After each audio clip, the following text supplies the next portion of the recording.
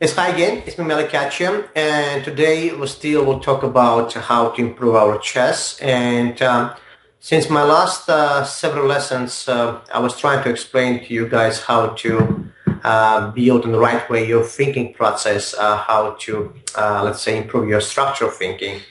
And today I'm going to show one of my old games, not really old game, about maybe 2 years old game, maybe even less, against one of the finest kids in the nation, which one of my favorite kids, and David Adelberg, who has again, I'm sure he will have a bright future. The kid is coming very strong and very sharp. So I play this kid, and again, by knowing his, let's say, great tactical skills, and by getting kind of afraid of being smashed by little men, so I have decided to go positional, and I think game became very interesting. So I went knight f3, he went knight f6, and I played this ready opening. Sometimes I do this stuff. I like to play these lines here. Bishop g4.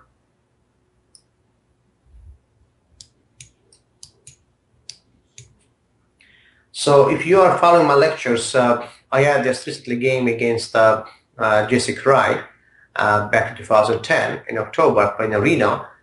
And actually, I believe the game against David Adelberg, it was my first original game in this line at a tournament. So it was my first try, and then I improved against Cry. So why I improved? Because against Cry, I went here immediately d4, which I believe better move. In my first try, I played knight c3. Why d4? It's better because d4 is kind of more concrete, and it's actually forced immediately c5, and without creating any contacts on e4 between c3 knight and e4 knight. So in my first game against David, I went here knight c3, knight b7, d4, c5. So, and David went with the endgame. Now, it's either about if black can play e5 or you must stop e5. So that's what we're playing here. Obviously, I must keep my eye on e5 square, and I put here bishop f4. Because I know I can hold c5 by playing b4. Now, bishop on f4 controls whole diagonal, including important square on b8. So bishop f4 must be done.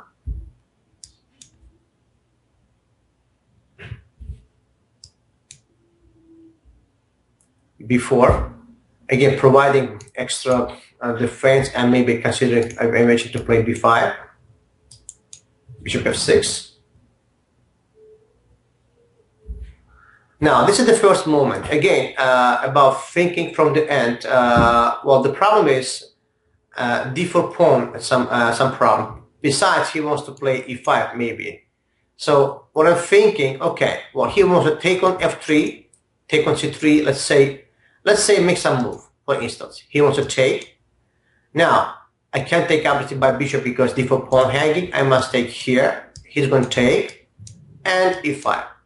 So this is what black want to do. That's the picture, right? So by understanding it's important for you to prevent this picture, you're going to find your move.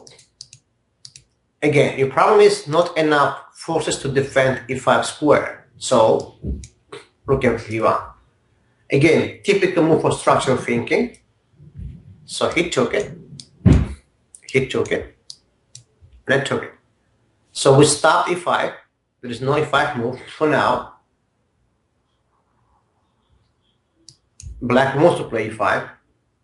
And again, you can't play bishop e5, it's too much, but you have this target is unprotected, and that's how you stop. Bishop h3.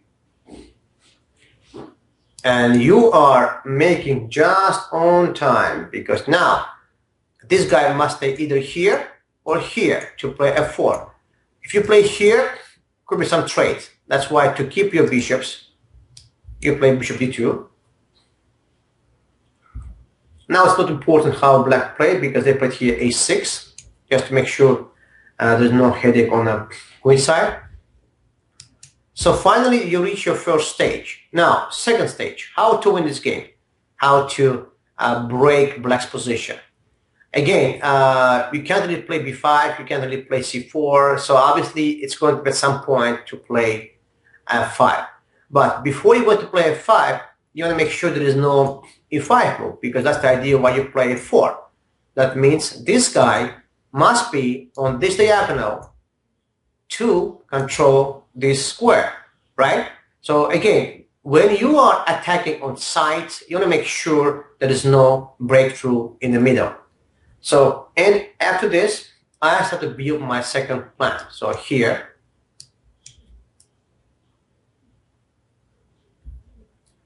again, looks very strange, but what I want to control e5 square. I want to make sure move e5 will never happen.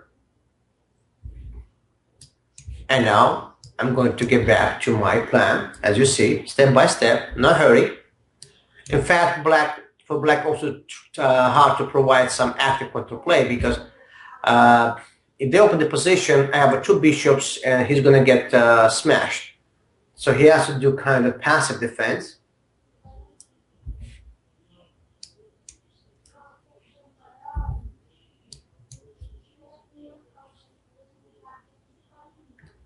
Yeah, I believe, by the way, if black will stay with f5 move, it was one of the best chances for them to play for draw, because I believe it's really hard for me to produce some kind of a realistic plan to play for win.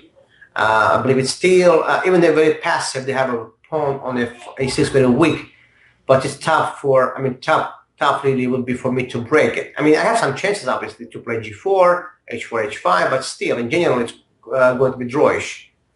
So bishop f2, bishop h6. Again, my opponent wants to stop my g4 move. And again, if you apply out of thinking from the end process, you understand the bishop must be not on f2, bishop must be on h2 actually to defend this guy. And obviously, I'm going to move my king to provide g1 square for the king, for the bishop. But my bishop on h3. So I'm going to first improve my bishop, h3.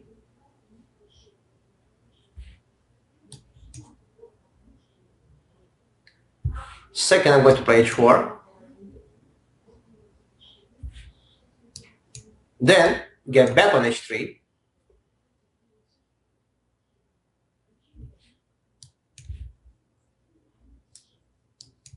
So I believe my opponent maybe underestimate all these ideas. Maybe he thought it's like dead draw. Yeah, making sure there is no sacrifice on f4, stuff like that. So as you see, white step by step trying to improve positions.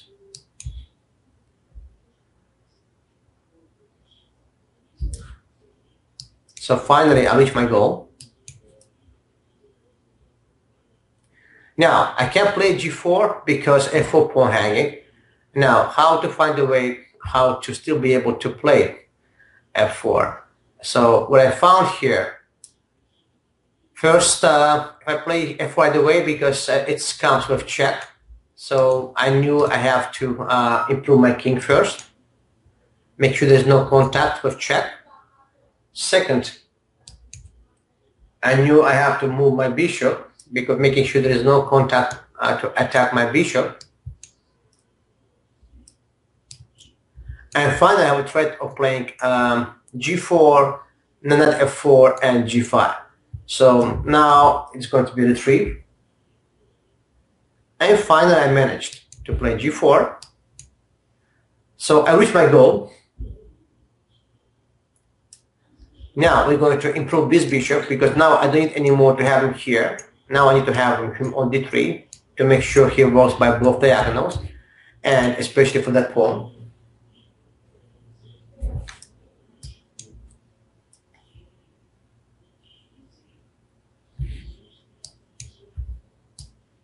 And black get back the idea of playing f5, but now it's kind of better version for me, because now it looks like a little bit white piece, black piece is kind of misplaced, especially this guy on G7.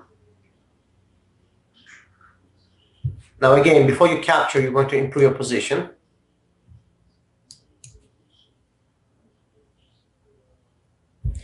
And finally, so it looks like your bishop on H2 is completely black or doesn't work, but again, we have the rooks, and the rooks at this point more priority.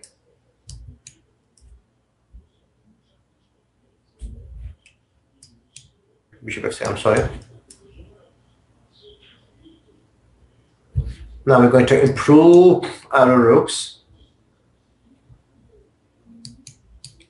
All these maneuvers, how white slightly improving the position. Now I'm going to move my king toward the center, making sure my bishop will go back on F2 and open this file for the rooks.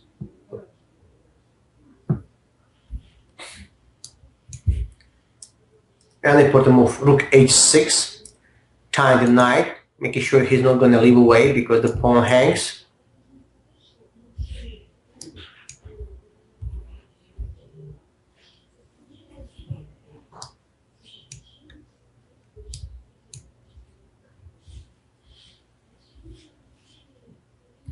So we are getting ready. Now, bishop improved, this bishop is okay. Now we're going to jump with second rook.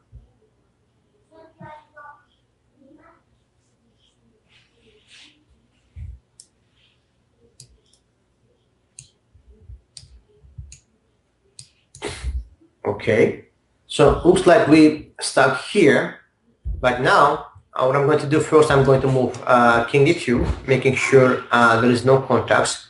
Now I'm preparing c4 move. Now I'm trying to play c4 and right moment to play b5 to break from the queen side, because now my rook is active and his pawn kind of trouble. Now it's time for me to get ready for attacking queen side.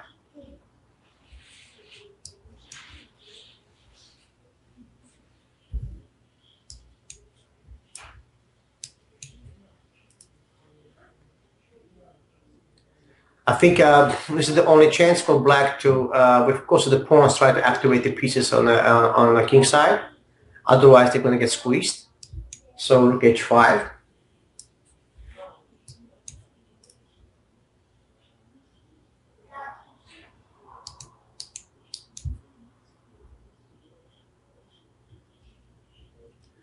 So rook h7.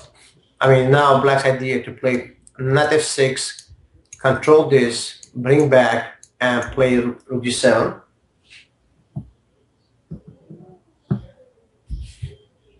Now it's time.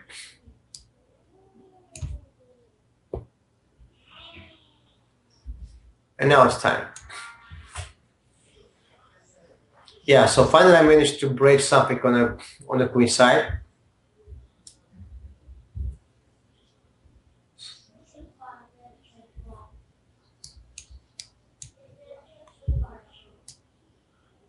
Yeah, I think actually last mistake of my opponent was right here. I forgot to mention. So I think black should be taken on c4 and try to hold this position. I think right here black has more chance to make a draw than it happening in the game, because after c4, when my opponent didn't take on c4, he went basically here. I think this is already pretty much bad for them, for black, because now I have more space. And the problem is after bishop d8, well, first I found, okay, this idea kind of under pressure, so I went here first, bishop f2, making sure I'm ready for rook h7 move stuff. So rook h7. Again, obviously I'm not going to trade the rooks because my rook is more active. So rook g6.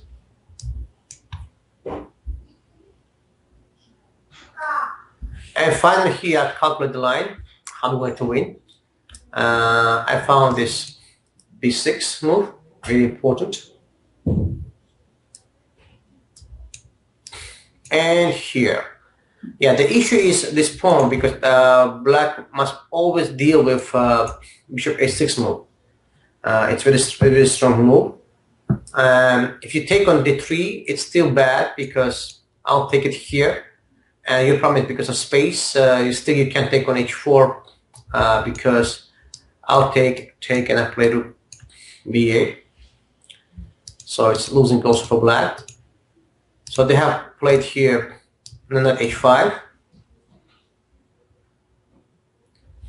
Again, important move king c3, making sure there is no connections to make a check.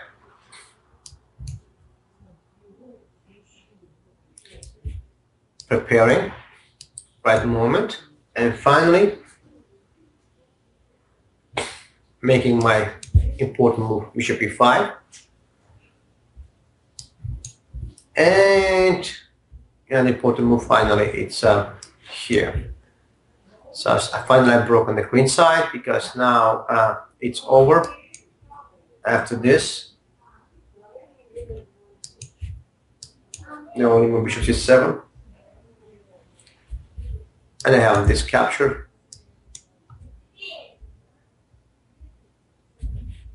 And here. And here. So after b8 queen, my opponent made a few moves, but it's not really important anymore. I can show you king f7.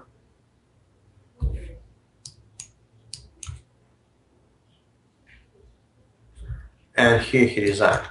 So again, as you see, this game, it's completely structured, completely positional. It's about how to play these positional games. So first, White's focus was on about not to allowing black to play e5. So especially the key move was rook e1. If you can see it, rook e1 was the move to stop all this idea of not allowing black to play e5. Right, then after we got position after when he took on f3 and took on c3, White need to understand where they're going to play, and they start to build attack on the king side, and the way how I improve my first bishop, my second bishop, all these ideas, how to see your plans from the back, it's very important. You must try to understand you cannot play your game without seeing your picture. You must see your picture, you must understand what exactly trying to play, and then only play on. Well, I hope you like it, and if you have any questions, you're going to go on my lessons or any file on my lessons, you're welcome to ask me at any time. So thank you and have a great day.